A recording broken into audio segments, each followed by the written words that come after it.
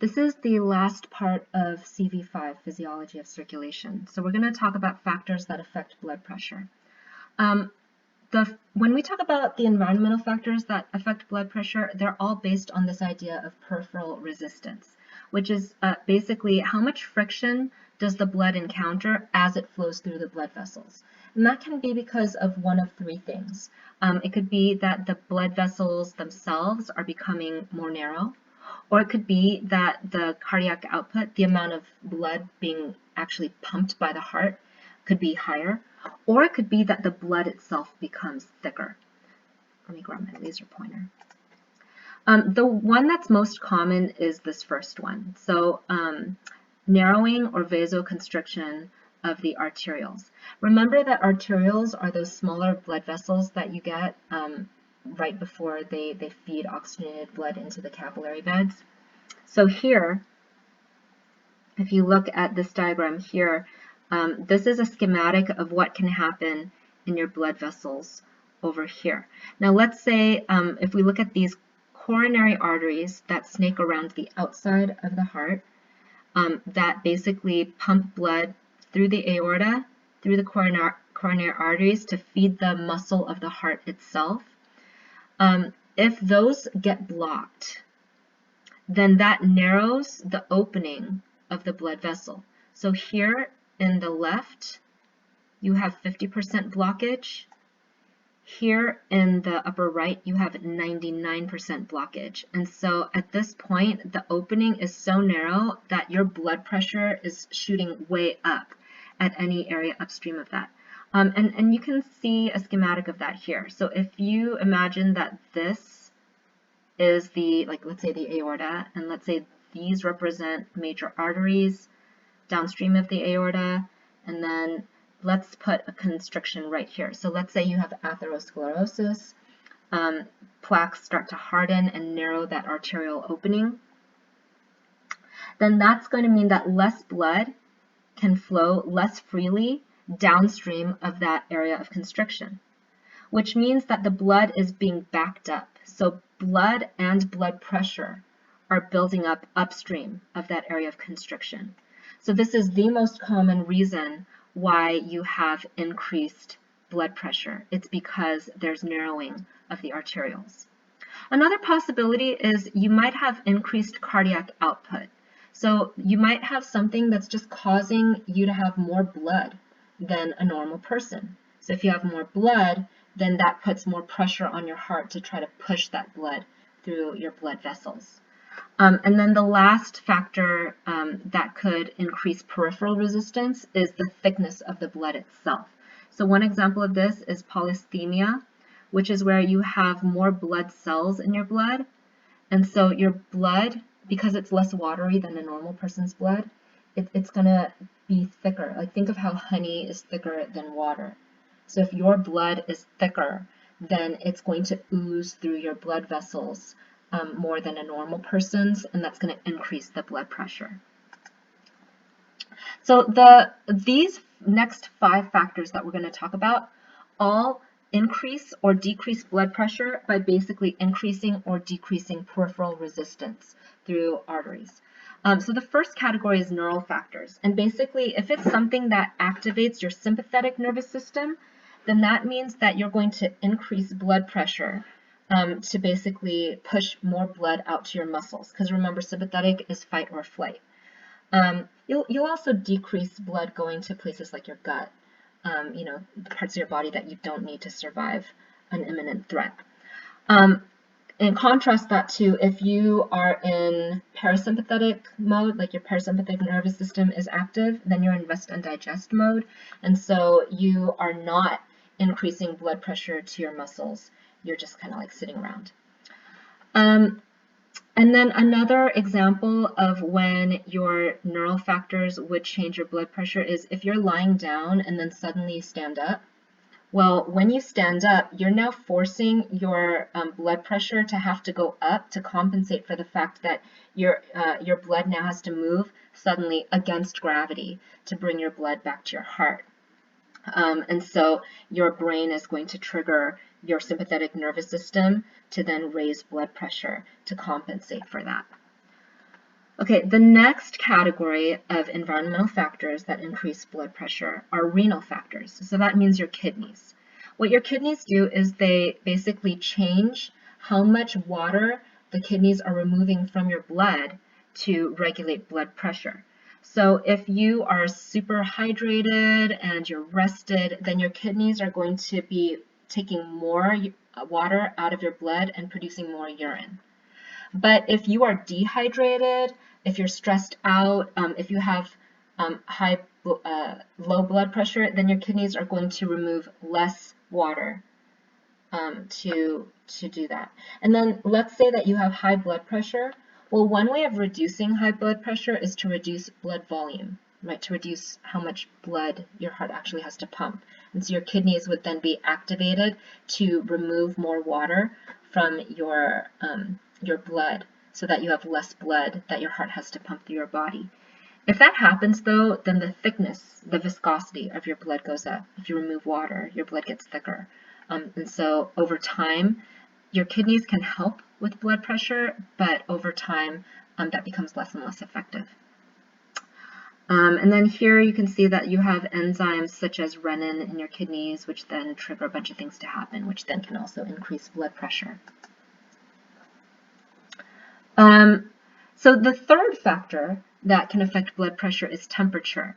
Heat has a vasodilation effect, where vaso means vessel, and dilation means to dilate or to open. And so this is good because if you apply, let's say, a warm compress to sore muscles, like let's say that you've been exercising too hard and now your muscles are really sore the next day or right after, then applying a hot compress or a hot pack will relax the smooth muscles that are inside your blood vessel walls. So that expands the blood vessels so more blood can go to the area, and that means that the blood can help to heal the damage to your muscles. And by the way, that kind of damage is good damage because it ultimately causes your muscles to get stronger. Contrast that with cold. So cold has a vasoconstricting effect, where vaso means vessel and constricting means, to narrow. And so if you have an injury and now that area is swelling up, that could be bad because the swelling can trigger an uncontrolled inflammatory reaction where white blood cells rush to the area and release a bunch of chemicals that then kind of go out of control.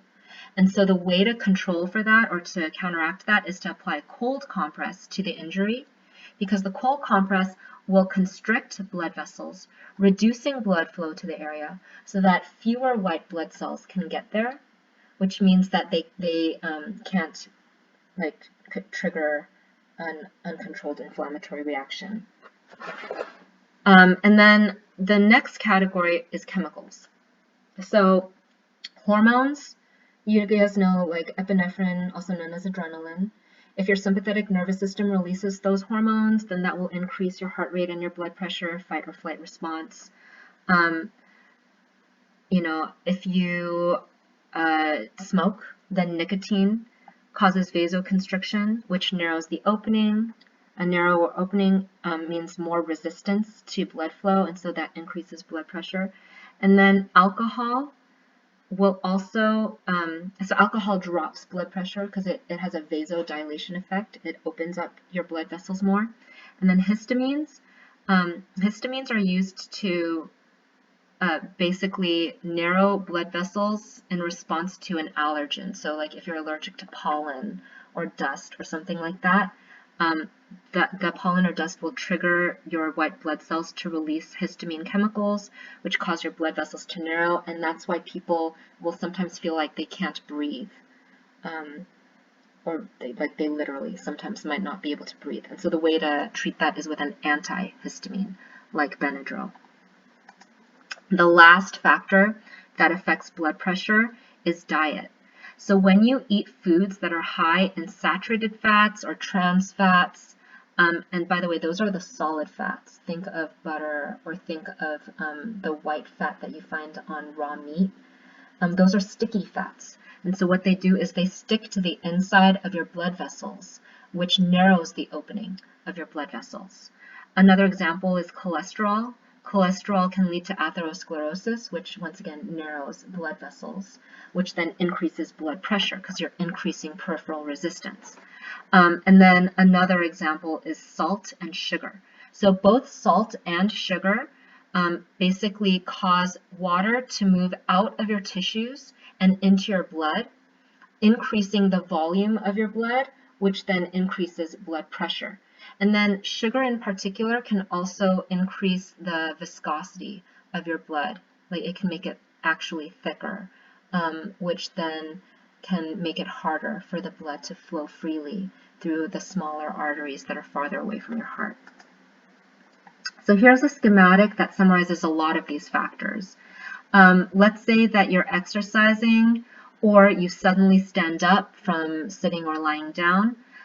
Those two things will activate the sympathetic nervous system, SNS, regions of the brain, which then are going to trigger your blood vessels to constrict, raising peripheral resistance in your blood pressure.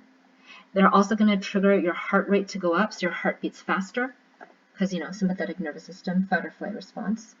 Also, your stroke volume, the amount of blood that your heart pushes out with each beat, goes up. And so both of those things will increase your cardiac output, the blood being pumped out of your heart. And so if you increase cardiac output and or peripheral resistance through your blood vessels, both of those things, or either of those things, will increase your blood pressure. Chemicals like hormones, nicotine, alcohol, well, not alcohol, alcohol has the opposite effect, but chemicals can also directly trigger vasoconstriction without necessarily acting on the brain first, which then can trigger peripheral resistance to go up, raising your blood pressure. And then last of all, let's say that you lose a lot of blood, right? So decreased blood volume, maybe you got into a car accident, maybe you're not hydrating well. But if your blood pressure drops, or your blood volume drops, that means your blood pressure is going to drop. And so your homeostatic mechanisms are going to kick in to raise your blood pressure to counteract that. And so what will happen is if you have a drop in blood volume, that's going to trigger your kidneys to conserve water and salt. So you have less water being taken out of your blood. More water and salt stays in your blood, which then increases the stroke volume, the volume of the blood that has to be that can be pumped by your heart. That increases cardiac output, and that increases blood pressure. So I know this was a fairly intense topic. Here are your key takeaways. Vital signs are used to measure the efficiency of the cardiovascular system, and your vital signs are body temperature, breathing rate, also called respiratory rate, arterial pulse, and blood pressure. And in particular, remember, arterial pulse is measured at pressure points like your carotid pulse point or your radial pulse point. And blood pressure is measured at typically the brachial artery, and it can vary between the systolic max value, which is when blood is being pushed by your ventricles through your arteries, and the diastolic pressure, which is when the ventricles of your heart are relaxing and blood is not being pushed through your arteries. The blood pressure goes up when your cardiac output goes up and or when peripheral resistance increase. And common factors that increase or that affect blood pressure are neural factors like, for example, activation of the sympathetic nervous system, renal factors, meaning your kidney removing more or less water from your blood, temperature, chemicals such as hormones, nicotine, alcohol, and then diet, and in particular salt, fat, sugar in your diet. Okay, you guys, you will know that you've mastered this topic if you can answer the essential question. And the question is, how do we measure how efficiently blood is pumped through our blood vessels?